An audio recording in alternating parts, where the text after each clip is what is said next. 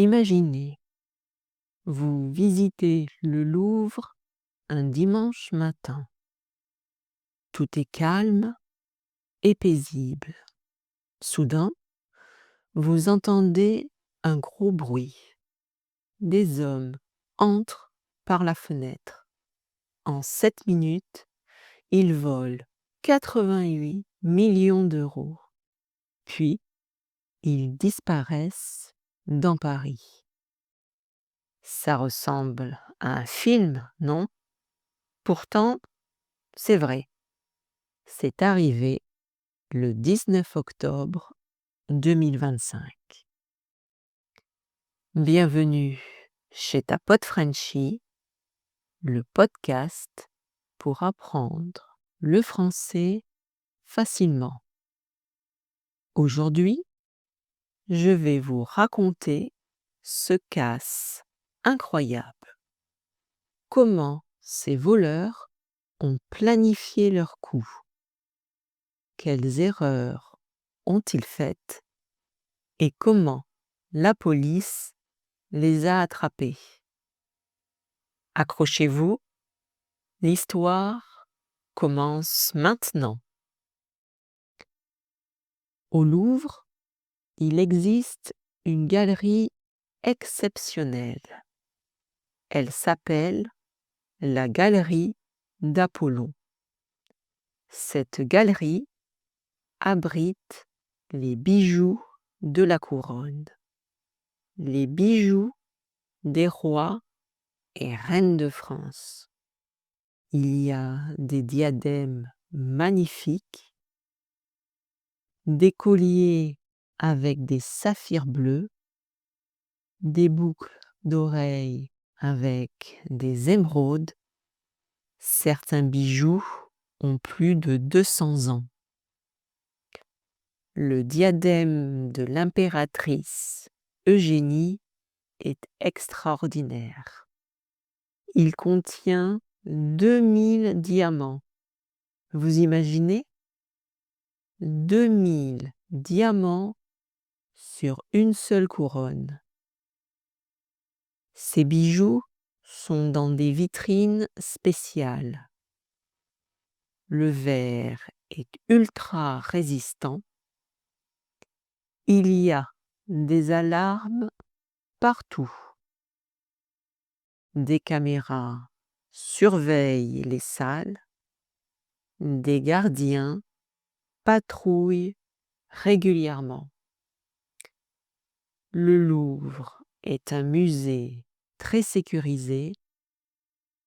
C'est le musée le plus protégé de France. Mais il y a une faiblesse. Une faiblesse que personne n'a vue. Les voleurs ont étudié le musée pendant des semaines. Ils ont observé les entrées et les sorties. Ils ont remarqué quelque chose d'important. La galerie d'Apollon a un balcon. Ce balcon donne sur le quai François Mitterrand. C'est le long de la Seine. Et ce balcon n'a pas de caméra extérieure. Leur plan est simple, mais audacieux. Ils vont se déguiser en ouvriers. Ils vont utiliser une nacelle pour monter. Ils vont casser la fenêtre et entrer. Le tout en plein jour, devant tout le monde. Incroyable. Dimanche 19 octobre 2025, il est 9h30 du matin. Le musée vient d'ouvrir ses portes. Un camion arrive devant le Louvre. C'est un camion avec une nacelle. 2 hommes descendent du camion. Ils portent des gilets jaunes. Ils ressemblent à des ouvriers normaux. Ils installent des cônes orange sur la route. Les passants pensent que ce sont des travaux. Personne ne trouve ça bizarre. Personne ne s'inquiète. Les 2 hommes montent dans la nacelle. La plateforme s'élève vers le premier étage. Ils arrivent à la hauteur du balcon. Ils sortent une disqueuse, un outil électrique très puissant. Cet outil peut découper le métal facilement. Ils commencent à découper la fenêtre. À l'intérieur, les gardiens entendent le bruit. Mais c'est déjà trop tard. Les voleurs sont entrés dans la galerie. Ils menacent les gardiens avec leurs disqueuses. Les voleurs courent vers les vitrines. Ils cassent le verre avec leurs outils. Le verre explose en 1000 morceaux. Ils attrapent 8 bijoux dans les vitrines. Ils les jettent rapidement dans un sac. Dans leur précipitation, ils font une erreur. Ils font tomber un 9e bijou. C'est la couronne de l'impératrice Eugénie. La couronne tombe sur le sol. Elle est abîmée, endommagée. Il est maintenant 9h37. 7 minutes se sont écoulées. Le vol est déjà terminé. Les voleurs ressortent par la fenêtre. Ils descendent rapidement avec la nacelle. En bas, 2 complices attendent sur des scooters. Les 4 hommes partent à toute vitesse. Ils filent le long de la Seine. 88 millions d'euros volés en seulement 7 minutes, c'est le casse du siècle. Mais les voleurs ont fait des erreurs. Des erreurs qui vont les trahir. Première erreur, dans leur fuite, ils perdent des objets. Un gilet jaune tombe sur le sol. Un casque de moto tombe aussi. Ces objets deviennent des preuves importantes. Deuxième erreur, ils laissent leurs outils sur place. 2 disqueuses, un chalumeau, de l'essence, des gants et surtout de l'ADN partout. Des empreintes digitales sur les vitrines.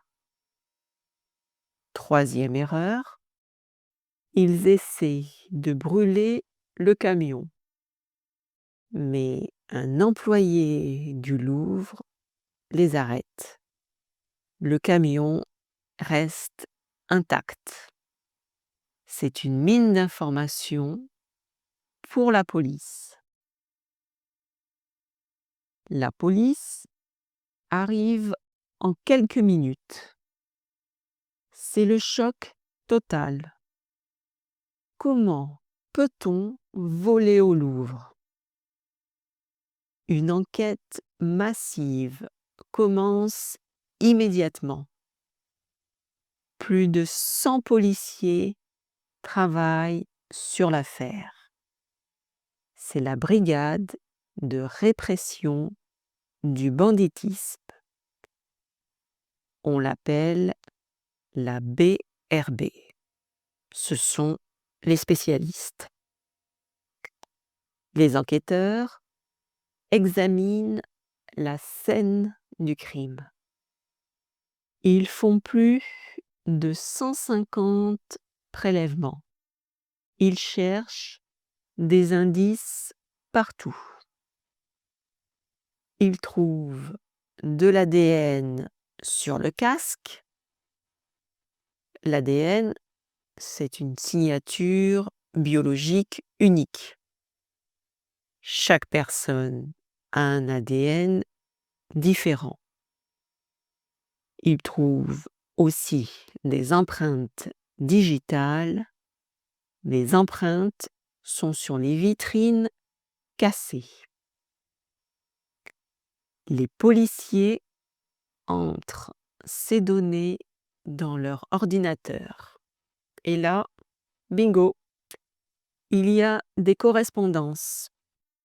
L'ADN correspond à des personnes connues.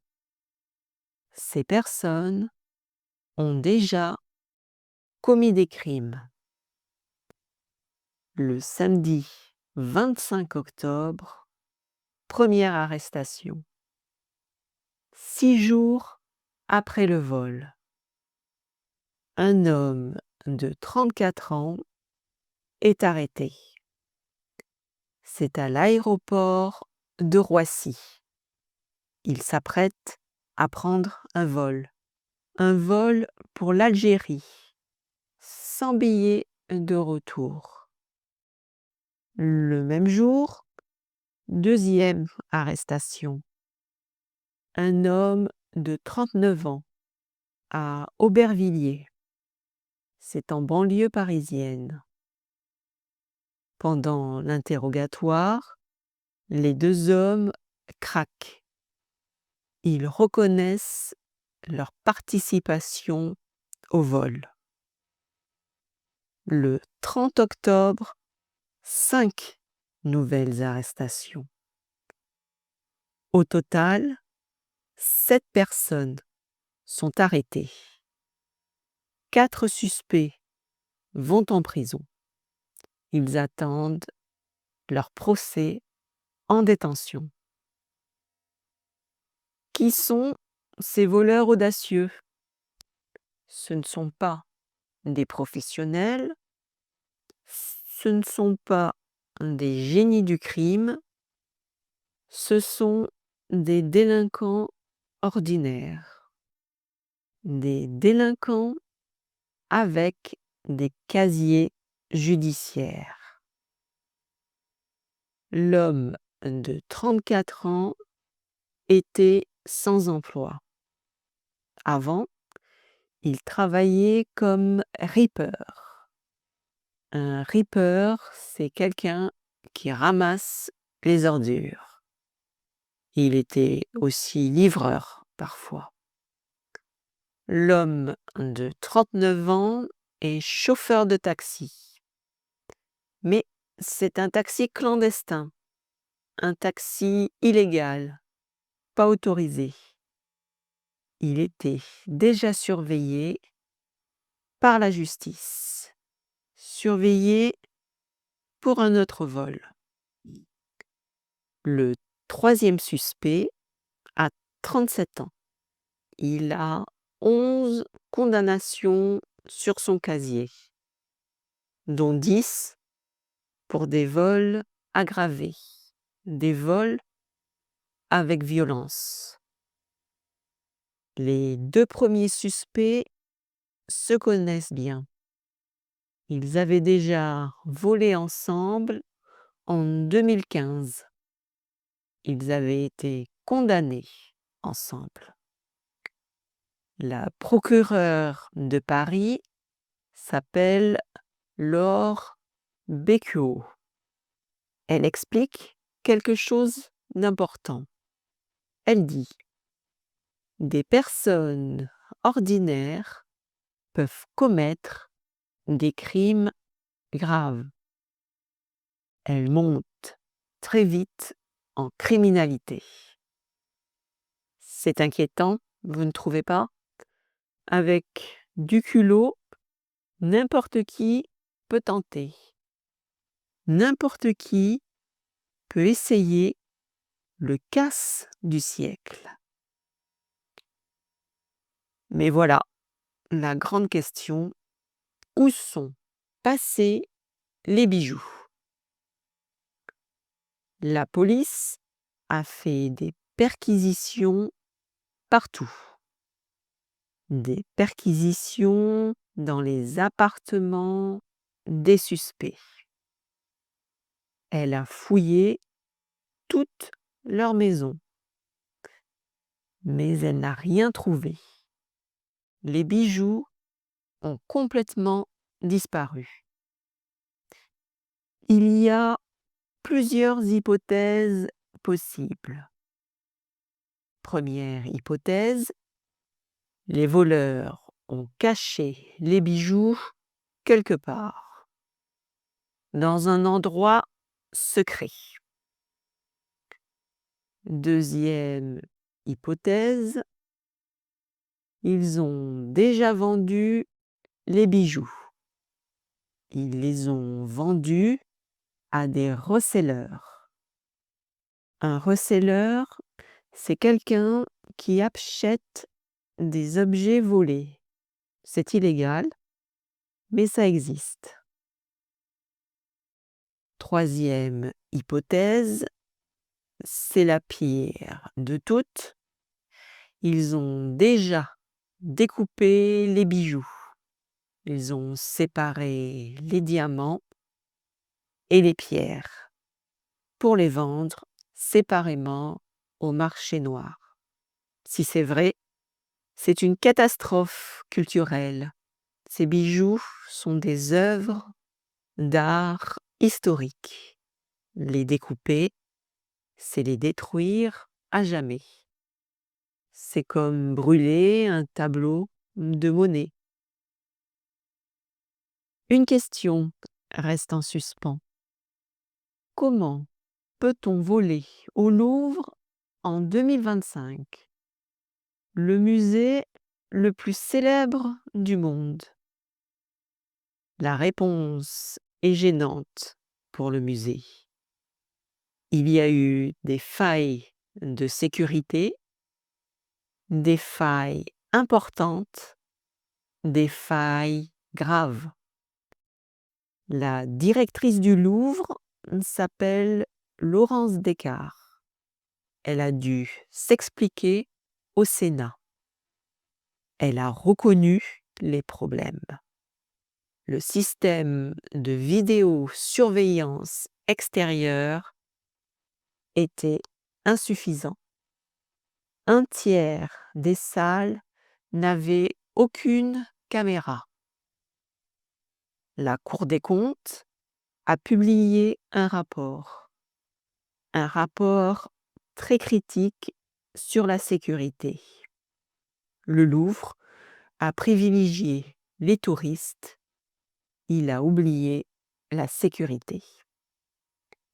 La ministre de la Culture parle d'échec sécuritaire. Un échec, c'est un problème grave. Le président Macron a fait une promesse. La sécurité sera totalement repensée. Aujourd'hui, 4 suspects sont en prison. Ils attendent leur procès. Ils risquent de longues peines. Mais au moins, un complice court toujours. Il n'a pas été arrêté. Et les bijoux? Toujours aucune trace, toujours aucun indice de leur localisation. Ce vol est entré dans l'histoire. C'est un des plus grands scandales culturels. Un scandale qui a choqué la France. Les voleurs ont réussi leur coup. Pendant 7 minutes, ils ont défié le Louvre. Ils ont défié le musée le plus célèbre. Mais leur erreur les ont trahis. L'ADN ne ment jamais. Les empreintes digitales ne disparaissent pas. La vraie question reste ouverte. Les bijoux seront-ils retrouvés un jour?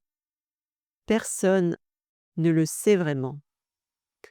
Le mystère continue encore aujourd'hui. Merci de m'avoir écouté et à bientôt pour une nouvelle vidéo en français.